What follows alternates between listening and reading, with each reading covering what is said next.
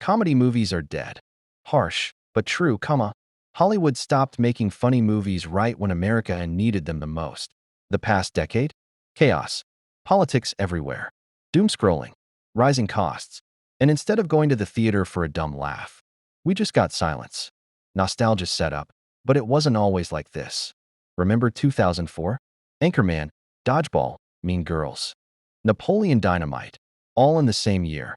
That was peak comedy, If we got even one movie that funny today, we'd throw a national holiday. The collapse. 2016 was the year comedy films officially flatlined. They made up 12% of the box office, pulling in $1.1 billion. A year later, slashed in half. By 2022, the entire genre made less money than The Hangover did alone in 2009. That's insane. Why comedy died? Hollywood lost creativity. Movies went from Jim Carrey crawling out of a rhino's butt to Kevin Hart playing the same guy in The Man from Toronto. Comedians left for podcasts.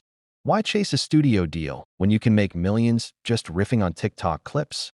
Cancel culture. Back then, jokes were just jokes. Now, a tweet with 100K likes can tank your entire career before the credits even roll. Money studios know action movies sell toys in China. Comedy doesn't. The new comedy, sure. We get funny movies, Free Guy, Guardians of the Galaxy, but those are action flicks with sprinkles of humor. Real, absurd comedy? Gone. No more Step Brothers. No more Superbad. Just watered-down scripts too scared to offend anybody. Outro. So maybe comedy movies aren't dead. Maybe they just left Hollywood and moved to podcasts, TikTok, and stand-up stages. But I'll say this, nobody's quoting a podcast in 15 years, the way we still quote Anchorman today. And that's the tragedy. Comedy movies didn't just die. Hollywood killed them. Why comedy died? 1. Hollywood lost creativity. Movies went from Jim Carrey crawling out of a rhino's butt in Ace Ventura to Kevin Hart basically playing Kevin Hart again in The Man from Toronto. Back then, studios were willing to make a movie about four idiots singing Afternoon Delight in unison. Today, the riskiest joke you'll see is Ryan Reynolds making a Deadpool reference. 2. Comedians abandoned film. Why grind for years chasing a studio deal when you can make millions podcasting or riffing on TikTok clips? Joe Rogan, Theo Vaughn, Andrew Schultz. These guys pull audiences bigger than most comedy movies do. Hollywood used to be the finish line for comedians.